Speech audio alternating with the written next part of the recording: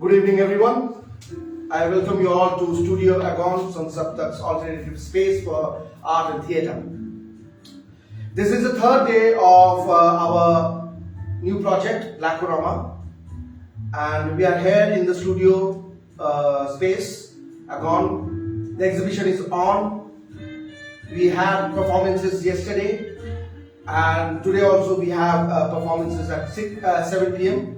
Two readers' play will be performed here in the studio.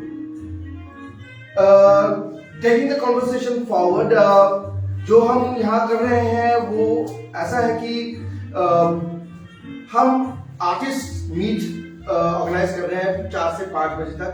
जो artist यहाँ पे उन्होंने पार्टिसिपेट किया है, जिन्होंने अपना काम यहाँ पे दिया है, और एक थीम के अंतर्गत हम सबने इस चीज को समझा है, इस आइडिया को समझा है, उसको हम करने की कोशिश कर रहे हैं.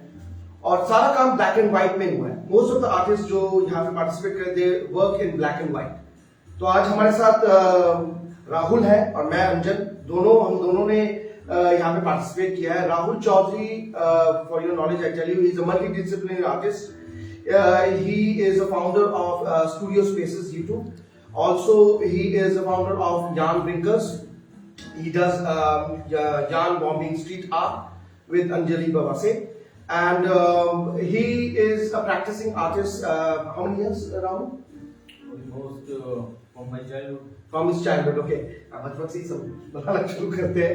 So आज एक कुछ हम और मैं अंजन बोस, मैं संसप्तक के साथ काफी सालों से जुड़ा हूँ, 20 सालों से जुड़ा हुआ हूँ. And I am also a contemporary practicing artist. मैं भी ब्लैक एंड व्हाइट में काम करता हूँ और मेरे भी काम यहाँ पे लगे हुए हैं. आप पीछे देख पाएंगे, यहाँ राहुल के कुछ काम यहाँ पे डिस्प्ले हो रखे हैं, और ये वाले काम मेरे हैं. ये चारकोल में है, राहुल के काम इंक एंड ब्रश में है. तो कॉन्वर्सेशन को थोड़ा सा मैं एकेडमिक ना रखे, मैं थोड़ा कुछ ऐसे सवाल या कुछ हम ऐसे कॉन्वर्सेशन पे अगर आए कि मतलब राहुल क्या व्हाट इज योर प्रॉब्लम, कि तुम क्यों इतना ब्लैक एंड व्हाइट में काम करने के लिए उत्सुक रहते हो? एक्चुअली एक कलाकार की दृष्टि किसी भी चीज को देखने की बिल्कुल अलग है जो आम लोग जैसे होते हैं उनसे अलग होते हैं. तो कुछ चीजें जो आम लोग नहीं देख पाते या नहीं समझ पाते या उसको समझने की कोशिश नहीं करना चाहते, सिर्फ वो एक पर्टिकुलर एक ब्रैकेट में आएंगे कि आएंगे नौकरी पे जाएंगे, शाम को आएंगे, फिर नौकरी पे जाएंगे, शाम को आएंगे, खाना खाएंगे, सो जाएंगे. इस तरह का उनका एक दिनचर्या है. लेकिन एक कलाकार जो है वो उसके बीच के जो समय है उस समय को बहुत गंभीरता से देखना शुरू करता है. कि वो अगर वो नौकरी पे जाता है, जैसे मैं जाता हूँ, तो नौकरी पे जाता है तो बस में मैं वो पेंसिल और पेपर लेके चलता था और मैं उसमें ड्राइंग करता रहता था. तो वो जो ड्यूरेशन जो टाइम था वहाँ पे मुझे सबसे ज्यादा एक्सपीरियंस मिला इस ब्लैक और व्हाइट का. क्योंकि जब आप जनता को उस तरह से देखने लगते हैं या सोसाइटी को उस लेवल पे देखने लगते हैं, उनकी कुछ कृतियां दिखनी शुरू होती हैं या उनसे रिलेटेड कुछ अच्छाइयां देखने लगते हैं, तो वो हम उनको ब्लैक और व्हाइट के घेरे में रखते हैं. बेसिकली जो आम जनता है वो एक ग्रे एरिया के अंदर वो अधिकांश रहना चाहते हैं, क्योंकि वो सबसे सुखद एरिया है. लेकिन हम बहुत चीजों को या तो ब्लैक में देखते हैं या व्हाइट में देखते हैं. वो पेंसिल बखूबी हमारे साथ बचपन से वो पेंसिल का एक साथ रहा है, वो सिर्फ ब्लैक में ही लिखती है. तो वो चीज जो है वो धीरे धीरे मेरी जिंदगी में आती गई, और धीरे धीरे जैसे जैसे मैं चीजों को देखता गया वैसे वैसे वो चीजें वहां पे उतरती गई. तो मतलब ये कि एक इजी मीडियम है किसी भी चीज को डायरेक्टली उकेरने के लिए. ये कह सकते हैं कि वैसे उतना इजी नहीं है कि अगर आप पेंसिल से कुछ ड्रॉ करने जाते हैं और सामने आपको 3D ऑब्जेक्ट दिखता है और आपको 2D में उसको ड्रॉ करना होता है, वो इतना इजी नहीं है. लेकिन जब वो प्रैक्टिस करते रहते हैं उन चीजों को लेके लगातार, आप 500-600 स्केचेस एक दिन के अगर कर रहे हैं या ड्राइंग्स कर रहे हैं, तो आपको ये फीलिंग होने लगती है कि उन समाज के बीच में क्या क्या चीजें ऐसी जुड़ी हुई हैं जो आप देख पा रहे हैं बहुत क्लियरली और जो पब्लिक नहीं देख पा रही है. जैसे इवन 1 रुपये का अगर टिकट का भाड़ा लगता है, अचानक वो 5 रुपए हो जाता है, तो वो 4 रुपए का जो डिफरेंस है उसमें पब्लिक का क्या स्थिति होती है, क्या मनोस्थिति होती है और किस तरह से कलाकार उस चीज को देखता है, वो सिर्फ उस प्रैक्टिस के थ्रू ही आ पाता है। तो मुझे एक बात बताओ कि ये जो सोसाइटी का ये वाला जो साइड है, ये मतलब ये देखने की जरूरत क्या है तुम्हें? मतलब ये देखने की किसने तुमको वो आशीर्वाद दिया था या किसने तुमको धक्का दिया था कूदने के लिए, कि देखने के लिए कि भैया यही देखो तुम, और तो बहुत कुछ है सुंदर चीजें देखने के लिए, बाबूदा बहुत कुछ बनाया है लोगों ने। बिल्कुल बिल्कुल है। तो असल में क्या है कि जब हम गुलाब लेने जाते हैं तो हम कांटों को निकाल देते हैं, तो समाज जाएंगे, हाँ चुप जाएंगे, लेकिन कलाकार के लिए कांटे उतना ही इम्पोर्टेंट है जितना कि वो गुलाब है। तो अगर मैं कोई गुलाब लेने जाऊंगा तो मैं हमेशा मना करता हूँ कि आप कांटे मत हटाएं, तो लगे रहने दीजिए, क्योंकि वो कई बार आप जब उसको टच करते हैं तो आपको एहसास हो जाता है आप इसी दुनिया में हैं, आप प्रेजेंट हैं। गुलाब का एक फ्रेग्रेंस आपको किसी और दुनिया में ले जा सकता है, तो दोनों चीजें हैं उसके अंदर। लेकिन सबसे इम्पोर्टेंट है कि बचपन में जिस तरह का जादू मैंने देखा कि कोई कलाकार जैसे हमारे जो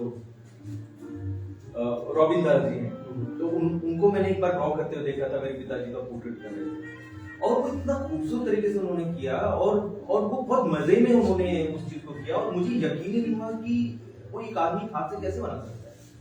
वो एकदम प्रिंटर की तरह चल रहा था, तो मैं सीखना चाहता था कि वो जादू कैसे आ सकता है। इतने साल काम करने के बाद अब मुझे महसूस होता है कि वो जादू जो है वो आप उन्हीं समय के बीच के समय को जब आप देखना शुरू करते हैं तब वो जादू आपको समझ में आता है कि वो है क्या। अच्छा, तो जैसे तुम्हारे काम करने के तरीके में, पहले क्या तुम कलर में काम करते थे क्या? पहले मैं एक्चुअली नहीं, मैंने जब से ही कलर ब्लैक एंड व्हाइट, हाँ मैं कलर को सिर्फ इस्तेमाल करता था जब पिताजी ले आते थे पोस्टर बचपन में सब वाटर कलर, तो मैं एक टब लेता था, उसमें टब में पानी घुमाता था, उसमें कलर डिप करके देखता था वो कैसे घूम रहा है। मैंने कलर का वो ही ज्यादातर इस्तेमाल किया है, बेस किया कलर। हाँ मतलब मुझे अच्छा लगता था कि वो एक एनिमेशन उसमें दिखता था कि अच्छा। तो ये अगर कलर के कंपनी को पता चला ना कि कलर तुम इस तरह कर रहे हो तो वो शायद ना बनाना बंद कर देगा, शुरू कर दे, या मेरे को हाँ या प्रमोट कर दे। बिल्कुल। तो राहुल, जब इस वाले ब्लैकोरामा के साथ तुमने जब काम शुरू किया, जैसे कि जब तुमको इलस्ट्रेशंस करने के लिए बोले गए थे, एक पर्टिकुलर नाटक दिया गया था प्रीतो मानुष, और हमने कॉन्सेप्ट को डिस्कस किया कि क्या है इसका कॉन्सेप्ट और क्या हम चीजों को सोच रहे हैं, किस तरीके से ब्लैकोरामा का कॉन्सेप्ट क्या है, क्या एक फियर जो हमारे इर्द गिर्द घूम रहा है। और मोस्टली ये वाला कॉन्सेप्ट आया ही है सर के कुछ ऐसे 6 नाटक या 7-8 नाटक जो सिमोई ने सिलेक्ट करके उसको पूरी चीज को बैकग्राउंड पर डिजाइन किया। उसमें एक बहुत बड़ा कॉन्सेप्ट रहा है फियर, डर, और डर के अंदर जीना और उसको एक एहसास बना लेना, आइसोलेशन में चले जाना। और हमने अपने समाज की बहुत सारे ऐसे साइड देख लिए जो शायद हमने किताबों में पढ़ी होंगी, है ना, और हमने देख ली होती है। तो ये तुम्हारे काम को किस तरीके से अफेक्ट कर रहा है, या और कैसे तुम इसके काम को कैसे और आगे देखना पसंद करोगे?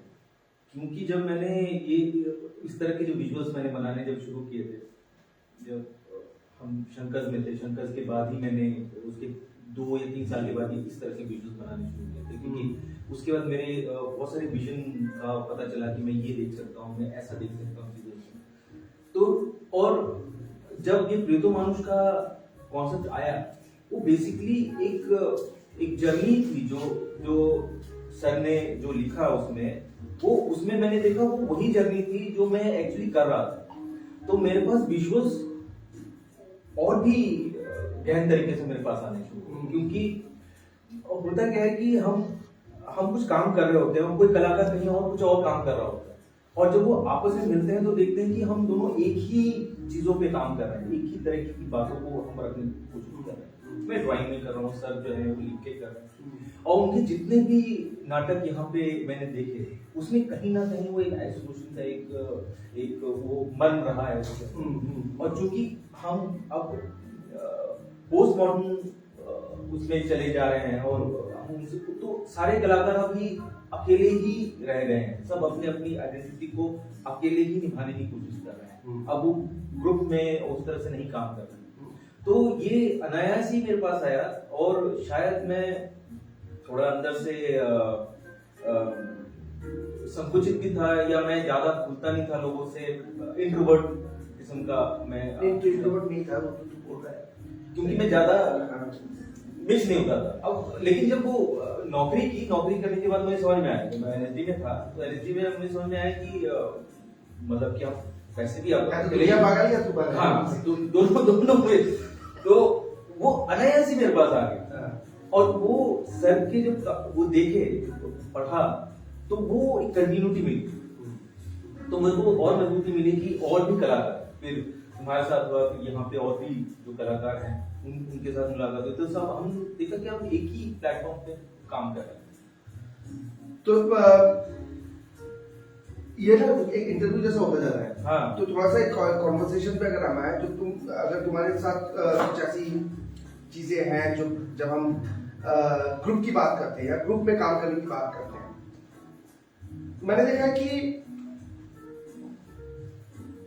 एक टाइम पीरियड था जहां पे एक ग्रुप में काम करने का एक इतिहास रहा है, दिल्ली में भी रहा है, मुंबई में भी रहा है। लेकिन अभी जिस तरीके का चलन है, अभी सब लोग इंडिविजुअली काम कर रहे हैं, इंडिविजुअली एक अपने आप को एज एन आर्टिस्ट एस्टैब्लिश करने की कोशिश कर रहे हैं। Whereas, मुझे लगा है कहीं पे कि अगर मैं गलत भी हो सकता हूँ तो मुझे ठीक कर देना कि the value of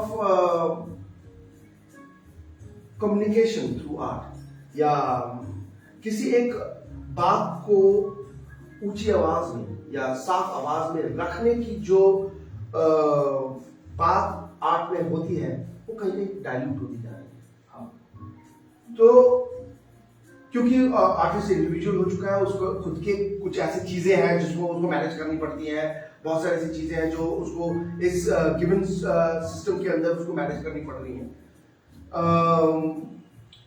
वो ज्यादातर मैनेजर जैसे बन गया है rather than कि वो क्रिएटिव प्रोसेस में अपने आप को तो आर्ट का बिजनेस जब से शुरू हुआ है ना, वो तब से वो कलाकार जो है उस बिजनेस के एक खंड में अटक गया है। जैसे कि एक टाइम पे लाल रंग बहुत बिकता था, तो लाल रंग को कौन सा लाल रंग, क्रिम्सन या स्कारलेट? स्कारलेट, क्योंकि क्रिम्सन थोड़ा सा वो हेवियर साइड में जाता है। अच्छा। और तो क्रिम्सन स्कारलेट बहुत ज्यादा बिकता था, तो कई बार गैलरी वालों ने मेरे को भी बोला कि आप अपनी पेंटिंग के पीछे लाल रंग लगा दीजिए, लाल रंग बिक रहा है। तो ये कॉन्सेप्ट मेरे समझ नहीं आया, लेकिन कुछ कलाकारों को समझ में आ गया, तो आज भी लाल लगा रहे हैं। तो मैंने लाल लगाने की जरूरत मुझे बता दिया बहुत सारे लाल और नीले वाले बात तो मुझे बता।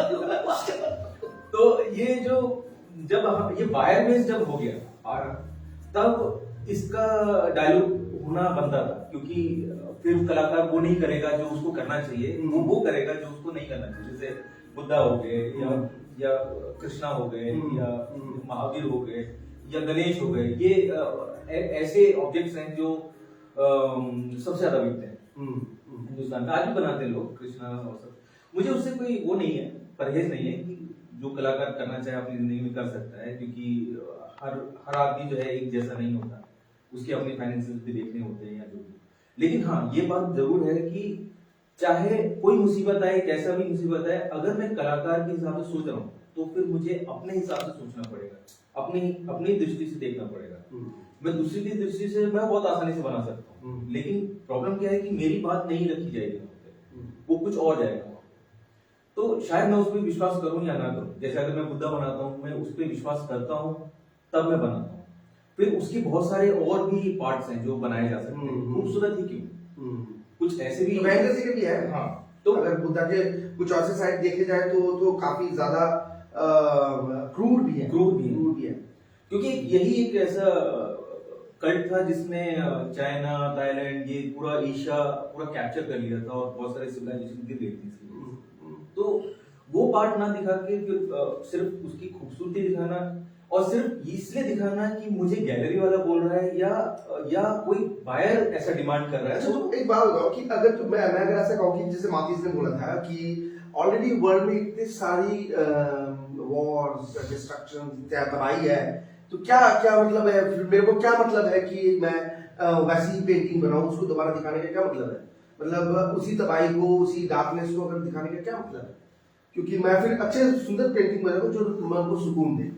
तो तुम्हें मन में सुकून नहीं है, मतलब क्या? नहीं, जो आसपास जो तड़पते याद ना हो तुम। जो आसपास घटेगा वही बनाएंगे, क्योंकि अब क्या है कि सामने अगर जैसे अभी पैंडेमिक के टाइम में जो इतनी इतनी इतनी चीजें हुई, उसमें जब जाके आप देखते हैं कि वहाँ पे लाशें जल रही हैं और उनका सौदा हो रहा है, तो आप वो फिर फ्लावर कैसे बनाएंगे? आप अपने आप से भी झूठ बोलेंगे कि मैं फ्लावर बना के आपको दुनिया से अलग दिखाना चाहता हूँ, तो बाकी चैनल्स कर ही रहे हैं। तो अगर मैं अपने नजरिए से चीजें दिखाना चाहता हूँ तो उसकी आजादी तो मुझे होनी चाहिए, और वो नजरिया जो है वो शायद आगे चल के हो सकता है हिस्टोरिकल एविडेंस बन जाए, या ये भी हो सकता है कि एक नजरिया मेरा जो मैंने समाज को जिस तरह से देखा है, क्योंकि कलाकार समाज के लिए ही है। अगर मैं कोई कॉन्टेक्स्ट में बात भी करूंगा तो समाज तो फिर मैं जाकर तुम्हारे काम पे आ जाती है, मैं अपने काम पे आ जाता हूँ, तो मैं भी वाकिफ करता हूँ। मैं तो ऐसे सवाल कर रहा हूँ कि जैसे मैं खुद नहीं करता हूँ, मैं भी वही करता हूँ जो तुम करते हो। चीज ऐसा है कि फिर डायरेक्ट क्यों नहीं बोल रहे? मतलब अगर मैं बोलूँ कि तो लाशें चल रही हैं और लोगों को सौदा हो रहा है, और ये जिस तरीके से हम अपने दूसरे ही रंग में आ चुके हैं, सिलेंडर को सौदा हो रहा है, लोग मतलब डॉक्टर्स तक अपने बेड्स को बेचने के कगार पे आ गए हैं, मतलब जिसको मतलब वो दवाई मतलब बहुत अलग अलग मतलब इतनी वैरायटी थी, मतलब क्या बताऊं, बहुत सारी वैरायटीज थी नैरेटिव में। तो हम डायरेक्ट इन चीजों को क्यों नहीं बोल रहे? वाई ऐसा क्या चीज है जिसकी वजह से हम बहुत ज्यादा धुंधलापन एक रख रहे हैं, डायरेक्ट नहीं बोल रहे हैं, मेटाफर्स यूज कर रहे हैं। और मेटाफर्स में मैं बाद में बात करूंगा कि क्यों हम डायरेक्ट नहीं बोल रहे चीजों को, क्यों हमको ऐसे कुछ लैंग्वेजेस का इजाद करना पड़ रहा है कि वो कहीं कहीं पे वो धुंधला है, एम्बिगुअस है, हास्य कौतुक भी है, तेरा मेरा डिस्टॉर्टेड है। क्यों? उनको क्यों लगता है ऐसा ऐसा क्यों है? असल में मेरे देखने का नजरिया, जैसे जो अभी ये सारी चीजें घटी, उसके अंदर जो इंसान का जो चेहरा है वो किस तरह से बदलता चला गया है, और कैसे वो हड्डियों से भी वो भी पिघल गई है हड्डियों से। अब उसके पास कोई जमीर नहीं रहा, कुछ ऐसी बातें नहीं रही जो जिसको हम पोर्ट्रेट में या किसी चीज में बताएं कि हाँ ये देखिए कैसा है, ये इतना खूबसूरत दिखता था, अब ये ऐसा दिखता है। हम उसको डायरेक्टली भी बोल सकते हैं, लेकिन डायरेक्टली बोलने से क्या होता है कि कई बार वो इम्पैक्ट वो नहीं छोड़ पाता। अगर हम डायरेक्टली उस चीज को बोलते हैं वो इम्पैक्ट नहीं छोड़ पाता। कई बार जो काम होते हैं वो काफी मल्टी डायमेंशनल बनते हैं अगर हम इन सब चीजों को इस्तेमाल करते हैं, जो आर्ट की जो चीजें हैं जिसमें आप इनडायरेक्टली बहुत सारी चीजें बोलना चाहते हैं। तो एक काम के अंदर आप बहुत सारे ऐसे आयाम उसमें दे देते हैं, तो आदमी जब अपने हिसाब से उसको इंटरप्रेट करने लगता है तो उसको वो डायरेक्ट भी दिखता है और इनडायरेक्ट भी दिखता है। दोनों चीजें उसमें दिखती हैं। उसमें ये भी दिखता है कि वो किस तरह से चालाकी से लोगों की जिंदगी का सौदा कर रहा है, और किस तरह से वो अपनी चीजों को अपने अंदर ही मारने की कोशिश कर रहा है, क्योंकि एक इंसानियत हर इंसान के अंदर होती है। तो अब इस जो युग में, जो अभी 2020 से जो अभी ये नया युग जो शुरू हुआ है, इसमें कोरोना युग जो शुरू हुआ है, इसके अंदर जो इंसान जो है वो जानवरों से भी बदतर दिखाई दिया है। अब उसको उतना पिघला हुआ, उतना गला हुआ दिखाना, इतना डायरेक्ट दिखाना, उससे बेटर है कि उसको एक चांस देना कि हाँ आप ऐसा दिख रहे हो, आप अपने आप को चेंज कर सकते हो। इंसान ही कैसे जानवर है जो बेसिकली चेंज हो सकता है, वैसी बनती है। तो समाज को किस तरह से आपको दिखाना है, ये कलाकार की अपनी मनोस्थिति के ऊपर है कि उसको डायरेक्ट भी दिखा सकता है, बोल भी सकता है, लेकिन उसका रिप्रेजेंटेशन उसको फिर भी करना। मुझे लगता है कि इसमें दो पॉसिबिलिटी बन जाती है कि एक, जब तुमने बोला कि डायरेक्ट एक नैरेटिव दिख रहा है, जैसे मैं अगर यहाँ पे ले लूँ कि दुर्गा पूजा का मैंने डायरेक्ट नैरेटिव लिया है कि दुर्गा पूजा के जो सिचुएशंस होते हैं, सीन होते हैं कि विसर्जन है या नवमी का है, या नवमी में हम खाना वाना खाने जाते हैं और एक मेला का एक स्वरूप बनता है। अब मेले से कम कलर को जोड़ते हैं, लेकिन मैंने उसको ब्लैक एंड व्हाइट बता दिया। अब अपेरेंटली ये है, लेकिन उसके अंदर भी कुछ ऐसे चीजें हैं जो शायद यूनिवर्सली कनेक्ट कर रहा है कि हम सबके अंदर एक ऐसा चीज बन रहा है, या ऐसा जैसे तुमने बोला कि एक खोखलापन बन रहा है, दोनों को ही देखने पे वो मजबूर कर देता है कि डायरेक्ट अगर मैं दिखा दूंगा तो फिर तो वो लगेगा अच्छा ये तो वो बंदा है, मैं तो नहीं ना ये। तो जैसे उसको इनडायरेक्ट हम कर रहे हैं तो वो ना कहीं वो अपने आप को भी उसमें देखेगा कि मैं तो नहीं करता ऐसा कुछ। तो एक क्रिटिकल एक व्यू पॉइंट बन जाता है, शायद मैं ठीक कह रहा हूँ कि क्रिटिकल एक व्यू पॉइंट खुद के लिए बन जाता है कि वो डायरेक्ट उससे जुड़ नहीं रहा है। जैसे इनडायरेक्ट जुड़ रहा है तो उसके अंदर सवाल पैदा हो रहे हैं अपने आप के लिए, अपने खुद के एक्शंस के ऊपर सवाल पैदा। तो इस सवाल पैदा करना जरूरी है क्या, मतलब पता नहीं। असल में क्या है कि इसमें एक छोटा सा स्टोरी बताता हूँ ये दुर्गा पूजा के ऊपर। हम दिल्ली में दुर्गा पूजा देखी है ना, बहुत अच्छी कलरफुल लगती है, खाने पीने का सामान सब कुछ होता है। लेकिन वही दुर्गा पूजा मैंने असम में देखी, मैं डर गया क्योंकि वहां पे एक जमाने में नरों की बलियां चढ़ाई जाती थी। अब तो खैर आप नहीं कर सकते नहीं, वो आप दूसरी जगह होती है। हाँ, अब उसके बदले में वो भैंस चढ़ाते हैं, उनकी बलियां देते हैं, बकरे चढ़ाते हैं, उनकी बलियां देते हैं, और जो वो सब नहीं करते तो वो लॉक चढ़ाते जो भी। लेकिन जब वो चढ़ावा चढ़ता है तो वहां पे इतना ब्लडशेड होता है कि आप इमेजिन नहीं कर सकते कितने सर उसके अंदर होते हैं, कितना खून उसमें होता है, आदमी की घुटनों तक जो है वो खून जमा हो जाता है। तो जो दुर्गा पूजा में देखा जिसके लिए मैं बहुत खुश था कि ये बहुत एनर्जेटिक चीज है, उसके अंदर ये जो चीज देखी वो मेरे लिए एक भयावह चीज थी। जैसे कि एक आदमी है वहां पे नाच रहा है और नाचते नाचते वो एक जिंदा हंस पकड़ के उसके गर्दन जो है उसको काट देता है और उसका खून पी जाता है और चाकू छिड़कता है। तो ये सब मैंने नहीं देखा। तो मेरे को लगता है कि ये बेसिकली ये तो बहुत ही ज्यादा ट्राइबल बेस्ड और रिचुअलिस्टिक बेस्ड है। और जो दुर्गा पूजा हम अर्बन स्पेस में देखते हैं वो उसका सोफिस्टिकेटेड वर्जन है, वो बहुत ही माइल्ड है। तो उसमें उसके मेटाफर्स देखने को मिलते हैं, उसके टेंडेंसीज देखने को मिलते हैं, उसके एटीट्यूड्स देखने को मिलते हैं भीड़ में, उसमें वो एटीट्यूड देखने को मिल जाता है। और जो हम छोटी छोटी चीजें करते हैं उसमें होता है, जिस तरीके से हम लाउड हो जाते हैं, जिस तरीके से हम अनरूली हो जाते हैं। इवन म्यूजिक भी डिफरेंट है। म्यूजिक भी यहाँ पे जो म्यूजिक है वहाँ पे जो म्यूजिक है उसके म्यूजिक के अंदर आपको एक सम्मोहन शक्ति है। वहाँ पे म्यूजिक में एक सम्मोहन शक्ति है। अगर वो बीट आपके हार्ट के साथ वो कनेक्ट करेगा तो आप जो है उस लेवल पे एलिवेट हो जाएंगे। और उस लेवल पे जब आप एलिवेट हो जाएंगे और अगर आपको कोई बोलता है कि आज आपकी बलि चढ़ेगी, आप मना नहीं कर पाएंगे। वो उस लेवल का जो म्यूजिक मैंने वहां पे सुना, वो म्यूजिक यहाँ पे बिल्कुल ही डिफरेंट है। यहाँ पे बहुत ही माइल्ड है और वो उस लेवल पे नहीं है, क्योंकि वो शायद उसका मकसद नहीं है। इसलिए बोल रहा हूँ समाज में ना बहुत छुपी हुई चीजें हैं जो इन ब्रैकेट्स हमें दिखाई देती हैं, और वहाँ की जो आम जनता है उनसे आप बोलेंगे तो उनके लिए कुछ है ही नहीं वो। अच्छा, इसी साथ में एक छोटा सा चीज यहाँ पे मैं उल्लेख करना चाहूंगा जो हमारे एंडेवर के साथ जुड़ा हुआ है, जो जिस तरीके से हम काम करने की कोशिश कर रहे हैं। हम अभी फिलहाल शुरू ही किया है कि एज अ ग्रुप हम अपने आप को एक जगह पे सामने लेके आए कि एक आइडियोलॉजी को, एक आइडिया को हम मिल के सामने रखें। इसलिए हमने किसी काम के नाम नहीं रखे हैं, यहाँ पे सिर्फ आर्टिस्टों के नाम रखे हैं और नाम नहीं रखे हैं, उसको ओपन टू इंटरप्रिटेशन हमने रखा हुआ है, so that as a one हम एक इम्पैक्ट को डालें। तो इसके आइडिया के बारे में मैं थोड़ा सा, अगर मैं यहाँ पे एक चीज को रखूं जो कि है द आइडिया ऑफ हिडन, जो चीज छुपे हुए हैं, ब्लैक रोमा का या हमारे जो थिएटर ऑफ द डार्क का जो हम चीज को हम करने की कोशिश कर रहे हैं, या उस इस तरह मूवमेंट को हम बनाने की कोशिश कर रहे हैं, उसमें एक बहुत बड़ा एस्पेक्ट है जो हिडन है।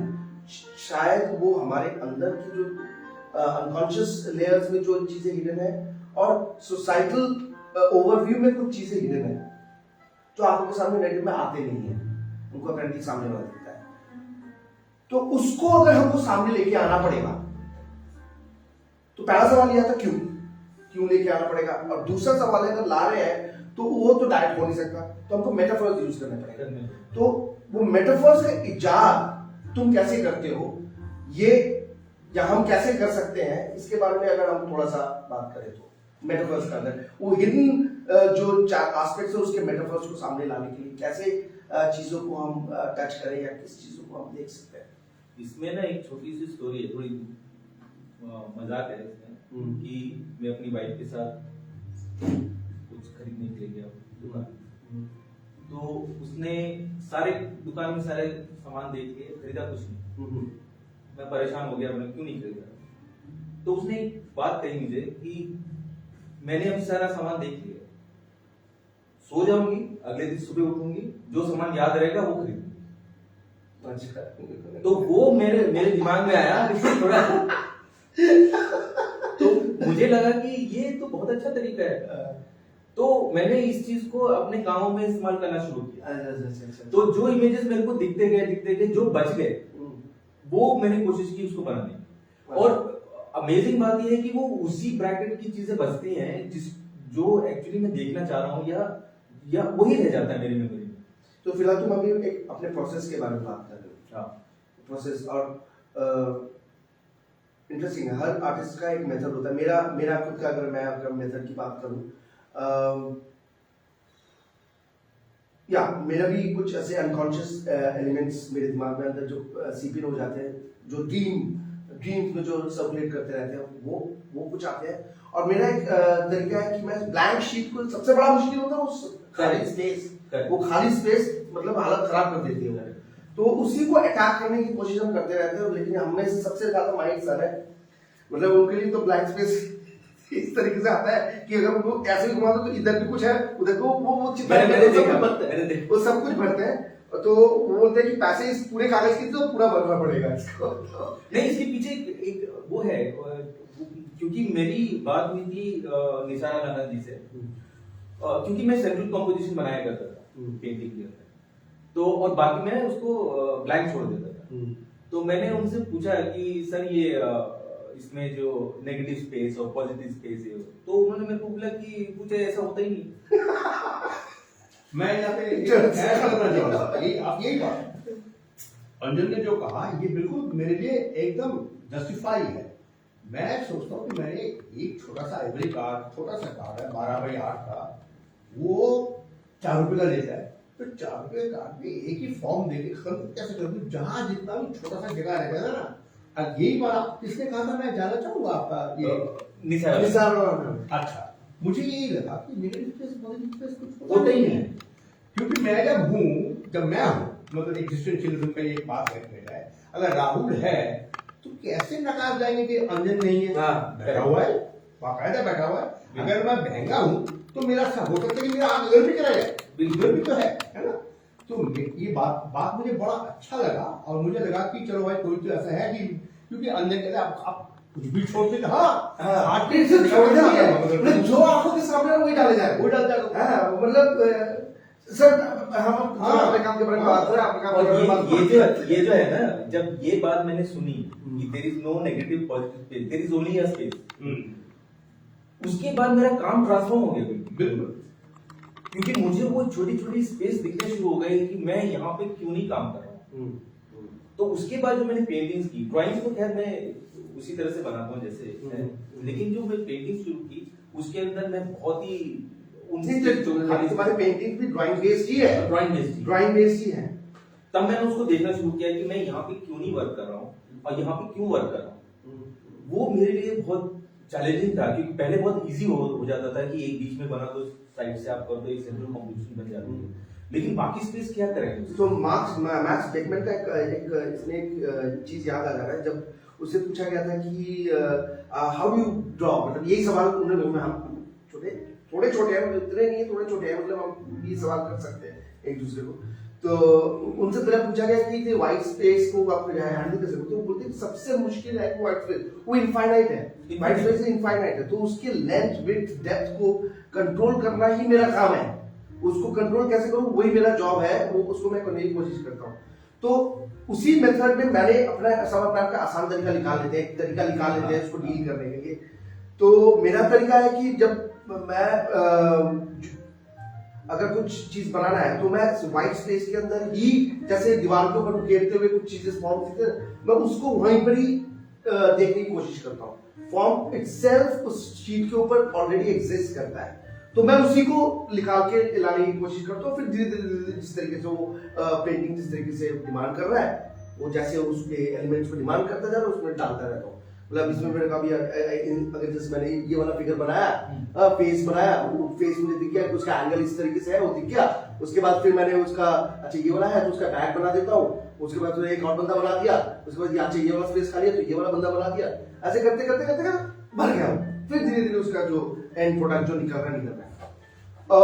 तो ये एक प्रोसेस जो है ना, अगेन वही, the image is actually hidden, it's there but it's hidden. उसको धीरे धीरे या वो मेरे अनकॉन्शियस में हो या वो एक पेपर सरफेस हो, जो दोनों का एक काइंड ऑफ एक प्रोसेस में एक मेल बंधन बन रहा है वहां। सो ये हिडन एलिमेंट को निकाल के लाना मुझे लगता है कि इट्स वेरी पर्टिनेंट। और अनुमान हमारे सबके काम में मैंने देखा कि एक सरियल एक चीज चल रहा है डिस्टॉर्शन के साथ ना, एक सरियल, मतलब मैं सरियल, एक प्योर सरियलिस्टिक अनकॉन्शियस या साइकेडेलिक अनकॉन्शियस की बात नहीं कर रहा हूं मैं, एक या सबकॉन्शियस की बात नहीं कर रहा हूं। एक सरियल है जो एब्सर्ड सरियलिज्म है, एब्सर्डिटी है। जैसे तुम्हारे 4 कान एक साथ हैं या 4 पैर एक साथ है, एक टेबल है उसके 4 पैर है, ये सरियल है लेकिन इसमें एक एब्सर्डिटी भी है। मुझे लगता है कि एब्सर्डिटी शायद हमारे इस सिस्टम में, जिस तरीके से हम एब्सर्ड एक सिस्टम में हम एग्जिस्ट कर रहे हैं जहां पे हमको नेक्स्ट डे का नैरेटिव नहीं पता क्या होने वाला है। एक जगह बोला जा रहा है ओमिक्रॉन ओमिक्रॉन ओमिक्रॉन ओमिक्रॉन, वहां पे देखो मैं एक और नैरेटिव देख रहा हूँ, सरजी नगर मार्केट में इस तरीके से बाढ़ उमड़ पड़ी है लोगों की, लग रहा है वो रेवोल्यूशन पे लिखने हैं, लग रहा है वो रेवोल्यूशन पे लिख रहे हैं। तो मैं समझ बहुत अनसर्टेन है, बहुत। तो मैं ये समझने की कोशिश कर रहा हूँ कि उस भीड़ के अंदर ऐसा क्या है जिस वजह से वो उन लोगों ने ये भीड़ बनाया है। उनको डर नहीं है क्या? ये डर है, ये डर क्या है? So the whole thing is so absurd, right? और ये absurdity बढ़ रही है। तो हमारे काम में भी, सभी काम में, मैं जो भी काम सरकत काम जो है इसमें भी, राणा दर्मी काम में, मेरे काम में, और ये हमारे कॉन्वर्सेशन में ही शायद, अब जब हम इसको लेकर डिस्कस कर रहे हैं तो ये absurd एलिमेंट हम ना चाह के भी आता जा रहा है, क्योंकि हम कुछ ऐसी चीज को टच करने की कोशिश कर रहे हैं जो रियल है, जो शायद अपैरेंटली आंखों के सामने परत में दिख नहीं रहा है।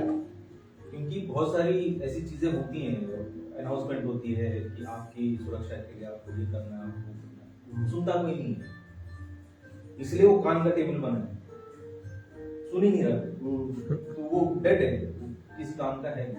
और मेरे पास जो इमेजेस आते हैं वो उसी तरह से आते हैं कि कोई नेता भाषण दे रहा है, अपनी तरफ से कुछ भी बोल रहा है, लेकिन उसका कोई सर पैर नहीं है। वो तो ये जो कान या आंख, मोस्टली कान को ही तुम ज्यादा, वो जो इंटेस्टाइन, इनके रेपिटेटिव एक मोटिव तुम लेके आते हो अपने काम में। तो इसका क्या कारण है? रेपिटेटिव मोटिव वो कभी-कभी कुछ ऐसी इमेजेस होती हैं जो जाती नहीं है, तो वो चाहते हैं कि वो किसी और इमेज के साथ कनेक्ट करे। जैसे अगर वो कान इंटेस्टाइन के साथ कनेक्ट कर रहा है, कभी वो कान पैरों के साथ कनेक्ट कर रहा है, तो वो जा नहीं रहा है। वो जब तक मैं उसको बना नहीं लूंगा तब तक जाएगा नहीं, तो उसको मैं बनाता जाता हूँ जितना बन सकता है। कान इंटेस्टाइन के साथ कनेक्ट कैसे करता है? मतलब जो बायोलॉजी की ऐसी की तैसी, हाँ, वो एक्चुअली आदमी सुन नहीं रहा है और जो कुछ भी डाइजेस्ट करेगा, कुछ भी खाएगा, अच्छा, और वो एक्चुअली अंदर पूरा उसका क्या मेटाबॉलिज्म वो पूरा खराब हो गया है। वो घूम फिर के जो इंटेस्टाइन अंदर गया है वही इंटेस्टाइन से दूसरा काम नहीं करता। तो बेसिकली क्या है कि कहीं कोई चीज जा ही नहीं रही, एवरीथिंग इज डेड। तो और कभी कभी वो पैर जो है वो कान के साथ कनेक्ट करते हैं कि भाई हम सुन भी नहीं रहे हैं और जा भी रहे हैं, है ना, तो वो भी डेड है, तो वो उसके साथ वो कनेक्ट करने लग जाता है, तो वो इमेजेस दिमाग में आती रहती है, तो उन इमेजेस को मैं जोड़ता जाता हूँ जैसे जुड़ सकते हैं, तो एक तरह से कॉम्बिनेशन उसके, और जब तक वो पूरी कॉम्बिनेशन खत्म नहीं हो जाएगी तब तक वो बनाता रहूंगा। अच्छा, वो इमेजेस बार बार घूमते आता है। लेकिन अभी इनफैक्ट जो 1 साल कंप्लीट होने के बाद 2021 में मैंने काम एक शुरू किया है डेड ईयर ट्री के नाम से। मतलब कान खत्म है और ट्री के हिसाब से, जैसे एक ट्री खत्म हो जाता है ठूंठ बन जाता है, उसमें अलग अलग प्रकार के पेड़ हैं, मनी प्लांट भी है, बांस का पेड़ भी है, लेकिन वो कान से कनेक्टेड है। मतलब जैसे कान हमारा खत्म हो गया है, आप सुन नहीं रहा है, इसलिए इंसान कितना उमड़ रहा है, इतना कुछ कर रहा है, तो वो मुझे ऐसा फील होता है। तो इमेजेस मेरे पास वैसे आते हैं, और जब मैंने सरका लिखा वो मैं तो मानुष जब पढ़ा तो वो उसमें ऑलरेडी एग्जिस्टेड थे, मुझे कुछ ज्यादा करने की जरूरत नहीं पड़ी, और मेरे को और बल मिल गया कि हाँ इसके साथ ये भी मैं कर सकता हूँ, ऐसा भी बन सकता है। ये फर्स्ट टाइम इस तरह से मैंने ट्राई किया, वरना फुल फिगर्स जुड़े हुए और पिघले हुए फिगर्स बनाता हूँ। तो मल्टीपल कान, मल्टीपल हाथ, मल्टीपल आंखें, नाक, वो लोग इल्यूजन से ज्यादा जोड़ते हैं, एक्चुअली इल्यूजन नहीं है, वो बेसिकली मेरी इमेजेस जो जैसे जैसे वो कंस्ट्रक्ट होती जाती हैं। So exactly black and white जो चीज है, जैसे तुमने बोला कि ग्रे एरियाज में लोग जीने की कोशिश करते हैं, लेकिन एक्चुअली में everything is black and white. हाँ, जैसा मैं देखता हूँ। तो कौन लोग देखते हैं, मतलब कौन लोग पसंद करते हैं, मतलब पसंद करता है कोई? नहीं, वो मेरी गैलरी वाले ने यही बोला था, ये तुम्हारा नहीं पसंद करते हैं, मतलब आमतौर पे वो पसंद नहीं करते क्योंकि उसके अंदर वो उनको ऐसा लगता है कि उनको डर लगता है, डर लगता है। वो तो डराना भी चाहता है वैसे, एक्चुअली डराना तो चाहता ही हूँ मैं तो, और भी डराना चाहता हूँ, लेकिन ज्यादा डराऊंगा तो फिर वो शायद उसको हॉरर वाला वो लग जाए उसमें। हाँ, और मुझे लगता है तुमको ना इस अगले वाले कामों में ना वो लड़की कहता है यू ए हॉरर, और ऐसे वाले सीरीज बनानी चाहिए जब हॉरर सीरीज, जैसे मूवीज में बनते ना हॉरर सीरीज। तो मेरी गैलरी वाले ने मेरे को इसलिए तवज्जो दी थी कि उसको मैंने बोला कि मेरा एक काम 6 महीने में एक पेंटिंग बना रहा हूँ, तो उसको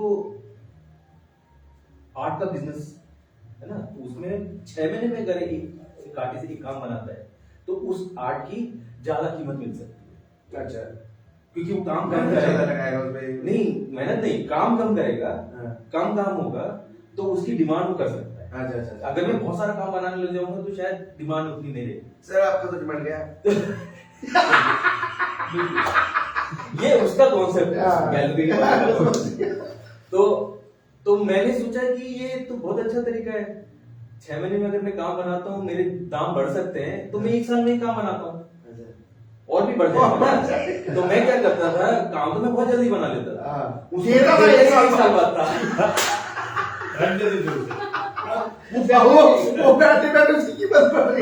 और उसको लिखना ही तो है, सन इतना भेज दिया तो बोलता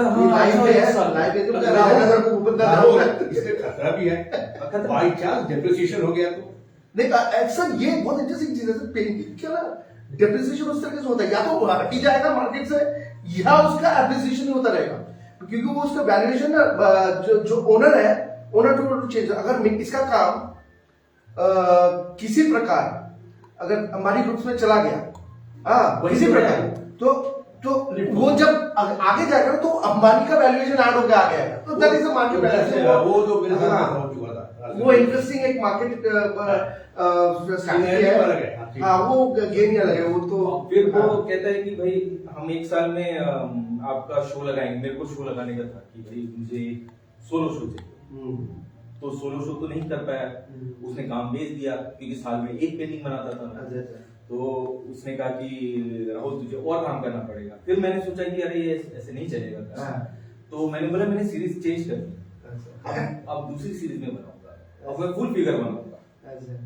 तो उसको लगा कि पुराने ही जो काम है उसकी वैल्यू ज्यादा हो जाएगी, तो उसने मार्केट से काम खरीद लिया वापस।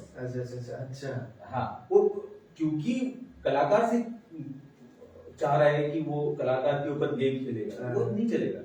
तो फिर मैंने उसके बाद उसको काम दिए नहीं ज्यादातर, वैसे 40-45 काम है उसके पास पड़े हुए, तो उसको बेच के वो अपना काम चला रहा है। ये है उसका स्ट्रैटेजी। तो इससे पता चला कि आर्ट की वैल्यू तब होती है जब वो बहुत आराम से धीरे धीरे बने, लेकिन वो इतनी धीरे बनता नहीं है। अगर आपके पास इमेज आ गया है तो आप नहीं किए आप नहीं रह सकते, और बहुत जल्दी बनता है, इमेज आने में टाइम लगता है। तो वो उसके साथ वो स्ट्रेटेजी थी। हालांकि अधिकांश आर्टिस्ट उसी ब्रैकेट के अंदर हैं कि उनको बोल दिया रेड कलर में बनाना है तो रेड कलर में बनाना है, तो आज भी वो उनके आसपास कुछ भी घट जाए वो लाल कलर में बनाते हैं ताकि वो दिख सके। तो तू क्या जब तू काम करता है तेरे स्टूडियोज पे तो घर पे ही करता है ना काम, घर पे करता है। मैं तेरे घर पे देखा है, मैं तेरे वो कैनवासेस पे रखे हुए तो उस पे काम करने का कर सोच रहा है। अभी फिलहाल तेरे काम बहुत छोटे छोटे हैं, मतलब बहुत ही स्मॉल स्पेसेस है। तो एक मैंने देखे थे काम के साइजेस बड़े भी होते हैं, काफी बड़े भी काम करता है और एक छोटे स्पेसेस भी यूज करता है। तो ये जो छोटे स्पेसेस पे आने का जो प्रोसेस है ये क्या है, किस तरीके से? ये प्रोसेस है कि जैसे घर पे देखा होगा जगह है नहीं, क्योंकि मैंने जो वो चालाकी की थी थोड़ा सा मतलब अच्छा सा कुछ एकेडमिक चीज बोल, मतलब जगह नहीं क्या है। अच्छा तो वो जो मैंने चालाकी की थी ना कि मैं 3 महीने में 2 महीने में एक काम कर लेता था और 1 साल में बेचता था, तो मेरे पास काम जमा हो गया। अब मेरे पास कुछ चारा नहीं है, अब दूसरे काम रखने के, तो मैंने फिर ये मिनीचर उसमें आया है, बहुत आसानी से छोटे से पॉकेट में आ जाता है, वो कहीं पर भी डिस्प्ले हो गया। कब पेपर कौन सा है ये कैंसिल का पेपर, कैंसिल पेपर है। तो इस साइज में क्या कटवाए ये पहले? नहीं खुद काटा। तो बेसिकली क्या है, ये सब जो काम ये जो ड्राइंग्स कर रहा हूँ ना, ये बेसिकली नेक्स्ट बड़े काम के लिए so जो है ये साइज डिसाइड तूने क्यों किया? ये वाला छोटा साइज कैसा है? ये होगा 3 बाय 3.5 या 4 इंच, 4 इंच नहीं, हाँ इंच 4 इंच होगा, 4 inch by 4 inch by 3 inch, 4 inch by 3 inch का साइज है। तो ये वाला साइज का मतलब तू रैंडमली तूने डिसाइड किया या तूने सोचा था कुछ? पेपर को काटते क्या जो सबसे छोटा निकला वही लगा दिया तूने, सही है। और ये इसमें तूने ये ब्रश और पेन से काम का और ये इंक से काम किया। ये एक्चुअली फ्यूचर जो मैं एग्जीबिशन करूंगा उसके लिए मैं प्रिपरेशन कर रहा हूँ, बड़े जो कैनवस में करना चाह रहा हूँ वो एक अलग। तो एक बात बता कि अभी अगर हम इस चीज को अगर हम लेके आए कि हमको एज अ ग्रुप एग्जीबिशन करना है और ब्लैक एंड व्हाइट में करना है, तो इसका इम्पैक्ट किस तरीके से पड़ने वाला है, और इसमें ऐसी क्या चीजें पॉसिबिलिटी लोगों को देखने को मिलेगी अगर हम इस तरीके से अगर हम सोचे? तो दिमाग में कुछ आ रहा है कि अगर हम ऐसा एक एग्जीबिशन अगर थोड़ा और लार्जर स्केल में अगर हम लेके जाएं तो उसमें जैसे मल्टी डिसिप्लिनरी हो, वहाँ पे परफॉर्मेंस भी हो रहा है और साथ में ड्राइंग्स है, फोटोग्राफी है, एक लेकिन थीम एक ही है। उसका इम्पैक्ट किस तरीके से पड़ेगा? तेरे दिमाग में कैसे चल रहा है, इमेज क्या आ रहा है तेरे दिमाग में? मेरे हिसाब से तो इसको और भी बड़े लेवल पे करना चाहिए। ब्लैक एंड व्हाइट का बहुत जरूरी है आना। ब्लैक में बहुत लोग काम करते हैं, भोपाल पूरा भरा पड़ा है ब्लैक में काम करने वालों से, लेकिन उनके ब्लैक में वो बात नहीं है जो एक्चुअली जब आप थॉट के साथ करते हैं। तो ये बड़े लेवल पे होना चाहिए और उसमें आर्टिस्टों की आइडेंटिटी नहीं होनी चाहिए। मैं ये मानता हूँ कि सारे काम वहाँ पे लगने चाहिए, लेकिन आर्टिस्टों की आइडेंटिटी नहीं होनी चाहिए। जो आदमी देखते हैं वो अपनी आइडेंटिटी। तो इससे तो तुम्हारे ये आपका जो जिस तरह का वैल्यूएशन हो रहा है वहाँ पे आर्टिस्ट दिखता है rather than his work, या आर्टिस्ट का एक इमेज दिखता है, ये ऐसा फलाना आर्टिस्ट है, उसका काम यहाँ पे, उन्होंने जैसे यहाँ पे जिसने किया। तो इसके तो विपरीत ही हो गई पूरा चीज। इसकी विपरीत बेसिकली क्या है कि ना मुझे लगता है कि कलाकार बहुत थोड़ा सा उसको बाहर निकलना चाहिए और थोड़ा भीड़ में खो जाना चाहिए। जब वो खोएगा तो कुछ देखने को कुछ और निकालेगा वो उसमें, मुझे ऐसा फील होता है। हालांकि मेरा जो खुद का है वो मेरा प्रोसेस ही वही है कि मैं अपने काम करके और थोड़ा लार्जर स्केल में एग्जिबिट करूं, तो उसमें तो मैं दिखूंगा ही। और दूसरा जो है जो उसकी इवैल्यूएशन है वो इंडिया में अनफॉर्चुनेटली इवैल्यूएशन गैलरीज करती हैं। है ना, आर्टिस्ट नहीं कर पाता। या आर्ट क्रिटिक्स या आर्ट राइटर्स नहीं करते हैं। हाँ, और ये इसका जो दारोमदार है वो म्यूजियम्स को करना चाहिए। म्यूजियम जो है आर्टिस्टों को नहीं खरीद रहा है या उनको नहीं कलेक्ट कर रहा है। इंडिया के अंदर ये अनफॉर्चुनेट है। और नेशनल गवर्नमेंट अभी तक नहीं कर रहे हैं, वो नेशनल से कम हो गया है, बहुत कम हो गया है। और जो इवैल्यूएशन है, जैसे कि अगर कोई अंजन बोस के काम खरीदने के लिए जाना चाहता है, अंजन बोस बोलता है कि भाई मेरे 1 लाख रुपए का एक काम है, तो मुझे कैसे पता चलेगा कि तुम्हारी जो वैल्यू है वो 1 लाख रुपए की है? वो म्यूजियम बताता है। Obviously, because उसका एक chronological study रहेगा, अंडरस्टैंडिंग बनेगा उसका कि इस काम का कल्चरल या सोशियो पॉलिटिकल या टाइम वैल्यू क्या है उसके हिसाब से डिपेंड करेगा उसका। और जो गैलरीज करती हैं वो क्या करते हैं कि वो अगर शॉक मार्केट, हाँ, वो बहुत ही उसमें आपका काम एकदम स्टीपली राइज कर देंगे। आप 1 लाख रुपए में बेच रहे हैं, वो 5 लाख रुपए में बेच रहे हैं। तो इसको ब्रेक करने का तरीका तुमको लगता है कि अगर हम इस तरीके से ग्रुप एग्जीबिशन करें या जहां पे हम अपना आइडेंटिटी को नहीं रख रहे, कुछ आइडियल को ही सामने लेके आ रहे हैं विद सर्टेन ट्रेट्स, जो ट्रेट्स सारे काम में रिफ्लेक्ट करें, जैसे अगर हम टाटा मूवमेंट की बात करें या अगर हम सर्विस मूवमेंट या हमारे इंडिया में जो दिल्ली शिल्प चक्र था या बॉम्बे प्रोग्रेसिव के तरीके में अगर हम सोचे, या साउथ में अपना कौन सा था, अरे साउथ में था ना कैलकाटा कंटेम्पररी था, फिर साउथ में अरे तेलंगाना क्या था, चोलामंडल। नाउ तुमको क्या लगता है कि वो तो कोई मैनिफेस्टो या मैनिफेस्टेशन फॉलो करते थे क्या? ये हमारे इंडियन ग्रुप मूवमेंट्स में इप्टा में था, मुझे पता है इप्टा में जब काम होता था तो उनका एक मैनिफेस्टेशन होता था। तो ये मैनिफेस्टेशन करना अभी तुम्हें नहीं लगता कि बहुत जरूरी है कि मैनिफेस्टो का एक इजाद हो जहां पे कुछ ऐसी आवाजें उठाई जाए, या मैं ये नहीं कह रहा कि पॉलिटिकली अलाइन होके कुछ ऐसे काम, लेकिन something which is more towards मेरे को वर्ड नहीं मिल रहा कि which speaks more towards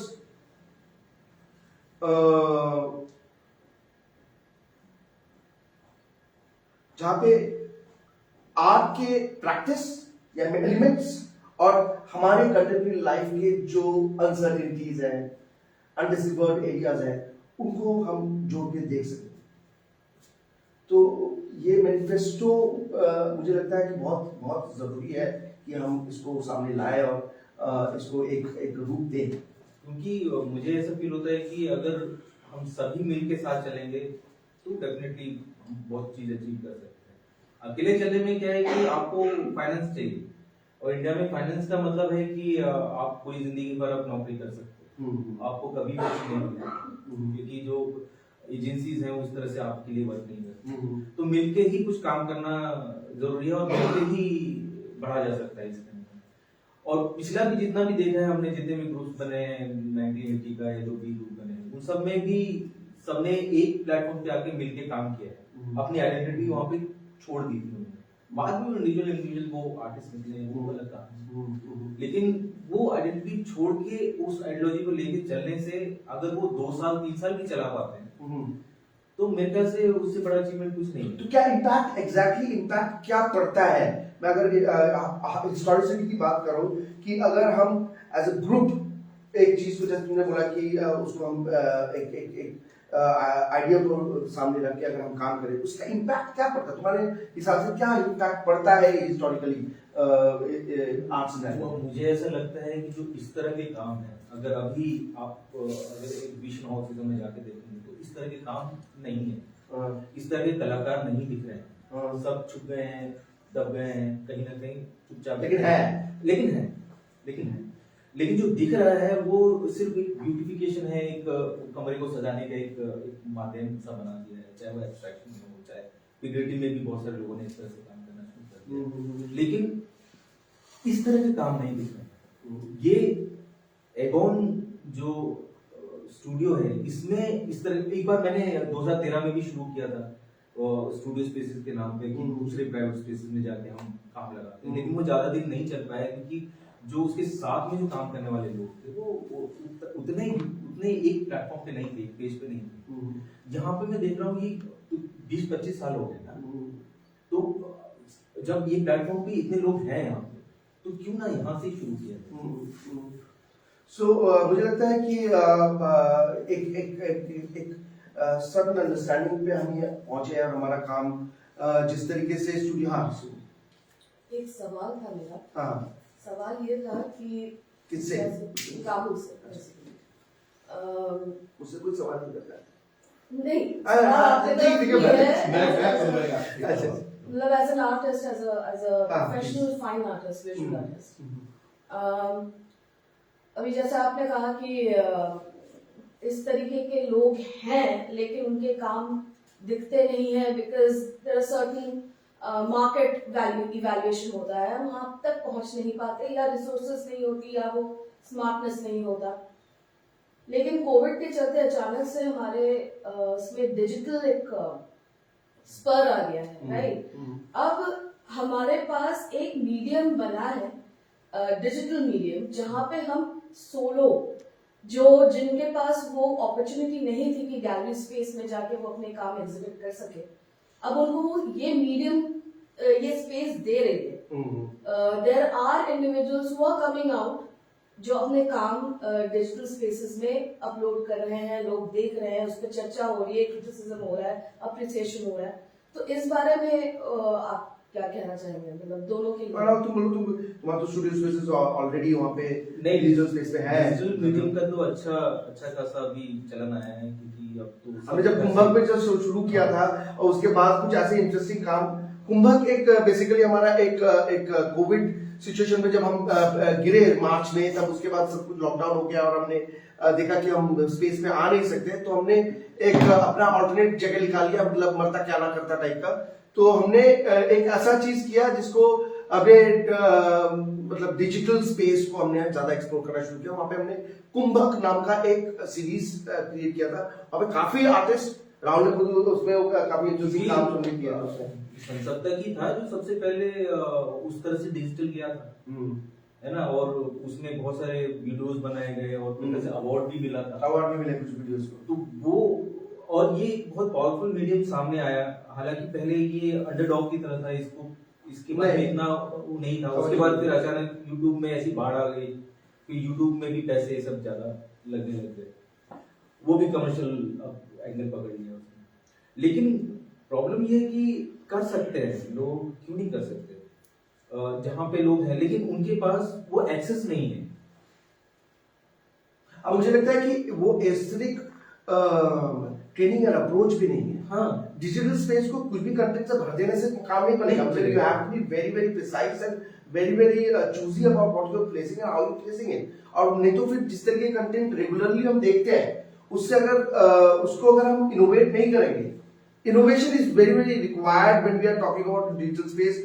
और हम एक ऐसे चीज को डिजिटल स्पेस में लेके आ रहे हैं जो सामने देखने से अच्छा लगता है। हाँ, सामने देखने से एक्सपीरियंस करें, तो उसको अगर वहां पे फिल्ट्रेट करके ला रहे हैं अंदर, तो we have to use a certain scientific methodology to detect what should work. कुछ भी रैंडमली डालने से नहीं मतलब काम करेगा। जैसे एक बात है यहाँ पे, मैं यहाँ पे थोड़ा सा आपको इंटरप्ट कर रहा हूँ। ये फिल्म जो है, डिजिटल के साथ फिल्म का काफी क्लोज रिलेशन है। मतलब कह सकते हो कि कजन ब्रदर सिस्टर जैसी हैं ये दोनों। एक यंगर सिस्टर या एल्डर ब्रदर। ये लिटरेचर में पेंटिंग में इतना ज्यादा मतलब ये एनालिटिक करना पॉसिबल नहीं है। तुम नहीं टिक पाओगे पोएट्री में, कहानियों में। तुम्हारा एक्सपेरिमेंटेशन का जो है उसमें लोग एक्सेप्ट कर लेंगे, लेकिन तुम जो मर्जी कर रहे हो उस पर एक्सेप्ट नहीं करेंगे। फिल्म में क्या हुआ था, मतलब यंगर मीडियम है, ये बात कितना पुराना है, ज्यादा पुराना तो है नहीं। तो उसने जो मर्जी करना शुरू कर दिया था, लेकिन धीरे धीरे तो अगर हिस्टोरिकली देखोगे, धीरे धीरे फिल्म भी बड़ा सुलझा हुआ होने लग गया, फिल्ट्रेट होने लगा। हाँ, तो पहले कैसे होते थे हम सामने भी मालूम है।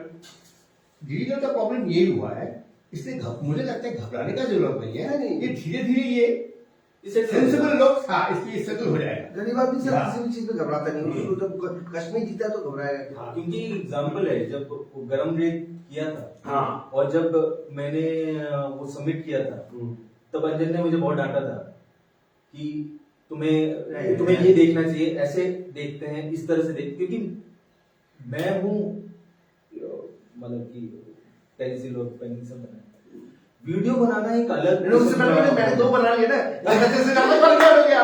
लेकिन अगर मैं गलत नहीं हूँ, मैं घर में देख मैं काफी हाईली इंप्रेस था। बहुत इंटरेस्टिंग काम था उसमें, और इसका एक्सप्लेनेशन सिमय, I think we should do more. और ये मैग्रोरामा is one of the it's a convention बहुत जो तुमने डिजाइन किया है कि एवी बुक को करना और थिएटर को उस जगह पे लेके आना, और उसके बाद ये सब पॉसिबल हुआ है। I should give kudos to you कि तुमने इस चीज को उस तरीके से डिजाइन करने की बात सोची, उस स्टेप लेने पे मजबूर किया हमको, और हम एक बैरियर को तोड़ के दूसरे एक इंटरेस्टिंग स्पेस में हमें ही तो करना है, तो कौन करेगा? और behalf of us know one will do, हमें ही करना है ये। और सर इसमें आपका बहुत धन्यवाद है, अंजन का बहुत धन्यवाद है, क्योंकि उस फिल्म तो हम भी देखते हैं सब, अच्छा लगता है, लेकिन बनता कैसे वो बहुत ही डिफिकल्ट है। और वो टेक्निकली उसको देखना किस तरह से बनना है, वो कैसे उसमें घुसना है, क्योंकि वो जो 2 मैंने किए ना, वो वॉरलॉर्ड और ये नहीं वो तो उसमें में, हाँ वॉरलॉर्ड और ये गरम रे आई वाज अमेज्ड कितना अमेजिंगली हम कविता है, तेरी खुद की कविता है, हम हाँ खुद की कविता है। तो बेसिकली तुमने कविता को उसको विजुअली किया था, और ये क्योंकि उसमें इंक्लूड होना था, जब रॉ फुटेज भेजा था तब बताया, तब मुझे बहुत सारी चीजें कि ऐसे होता है ये टेक्निकली, और ये बहुत सारी चीजें ना बहुत लोगों को नहीं पता है, बहुत सारे कलाकार काम कर रहे हैं लेकिन उनको पता नहीं कैसे करना है, वो फोटोग्राफ खींचना भी नहीं ठीक से जानते हैं, उनको फोटोग्राफ ऐसे काम नहीं बन पाएगा। ऑब्वियसली अगर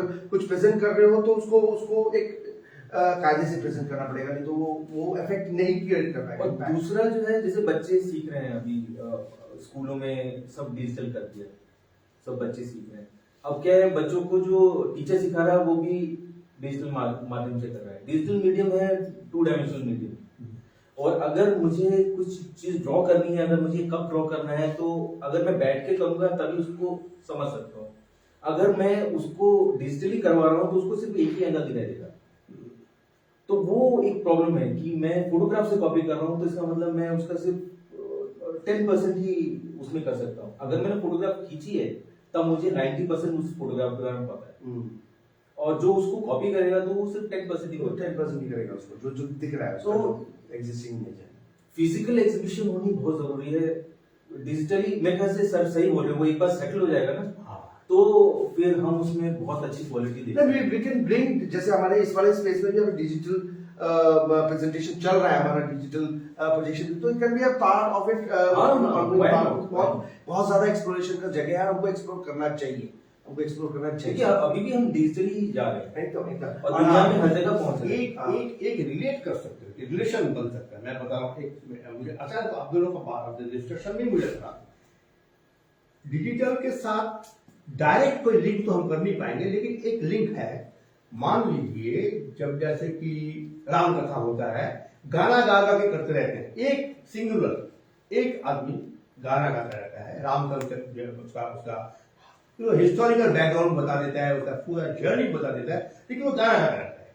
सेम चीज उड़ीसा में है, फोटो कथा होता है, वो बोले जा रहा है सारे स्टेट में, सर अलग-अलग स्टेट में, अलग-अलग नाम, कर्नाटक में है। तो डिजिटल यही चीज है। अभी आप मुझे आपका बात सुनते सुनते मुझे लग रहा है कि जैसे इंस्टाग्राम में आप लोग बहुत काफी कल्चरली काफी एनहांस हो चुका है इंस्टाग्राम, हम इंस्टाग्राम में ही हम फिक्शन ला सकते हैं। बिल्कुल, जैसे राहुल का काम, तेरा काम, इनका काम को तुम फोटोग्राफ के साथ जो तुम इंस्टाग्राम में जो तुम पोस्ट कर रहे हो उसके साथ एक एडलिब लेके उसका वॉइस के साथ साथ एक कहानियां चल रहा है, ये भी हो सकता है, इंस्टाग्राम में हो सकता है। ठीक है ना? जो लोग पेंटर नहीं है, आर्टिस्ट नहीं है, वो लोग और जैसे कम्युनिकेशन की बात आ रही है कि मान लो चाकी या राणा या अमान ये कर रहा है, उनका ऑडियो है, उनका स्क्रिप्ट है, उनका टेक्स्ट है, तुम्हारा पेंटिंग है, दोनों को हम मार्च कर सकते हैं। है तो लेकिन क्योंकि एडी बुक बैकग्राउंड में इसी की कोशिश है कि बिल्कुल थिएटर मतलब ही हम समझते हैं कि स्टेज पे जाकर हम परफॉर्म कर रहे हैं, वो एक्शन रिएक्शन हो रहा है, लेकिन वहां पे डिजिटल उसमें तो उतना ज्यादा, क्योंकि 2 डायमेंशनल तुमने बताया, तो हम एक ही स्पेस से देख रहे हैं, सामने से ही देख पा रहे हैं, उसका पीछे हम देख नहीं पा रहे हैं, जो लाइव में पॉसिबल है। तो उस वजह से प्लेस के इलस्ट्रेटेड विजुअल रिप्रेजेंटेशन में पीछे से वीओ आ रहा है, उसके साथ ये चल रहा है। आई थिंक ऐसे कामों के रेफरेंसेस हमें बहुत कम मिलते हैं।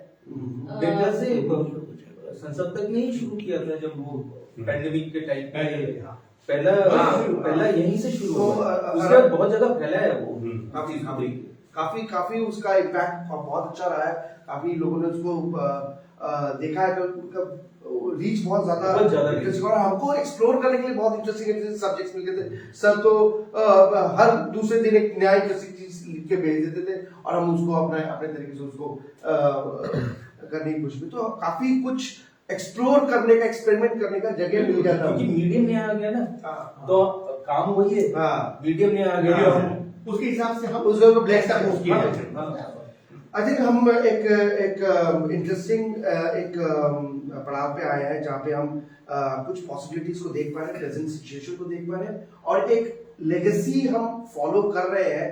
इसका भी एक आभास हो रहा है कि हम अपरूटेड कुछ लोग नहीं है कि अचानक से आके जुड़ के काम करने लगे। We are trying to follow certain legacy which is based on the real value of art, और प्रेजेंट में कंटेम्प्रेरी सिचुएशंस को मद्देनजर रखते हुए हम काम कर रहे हैं to create a certain future which is more brighter. So I think I come to an end to this conversation today, and we will be joining back live again at 7 p.m. with 2 more plays written by Tolip Mitro, our sir, and it will be a readers theatre performed here in Studio Egon Space. And I would love that you all share this video and join back for the live session of the readers theatre of Blackorama. And this exhibition will go on till 15th of January. There will be interesting activities keep happening here. Artist conversation will be happening, workshops will happen. So I would really request all of you to keep in touch, be in touch. Long live theatre, long live art. Thank you.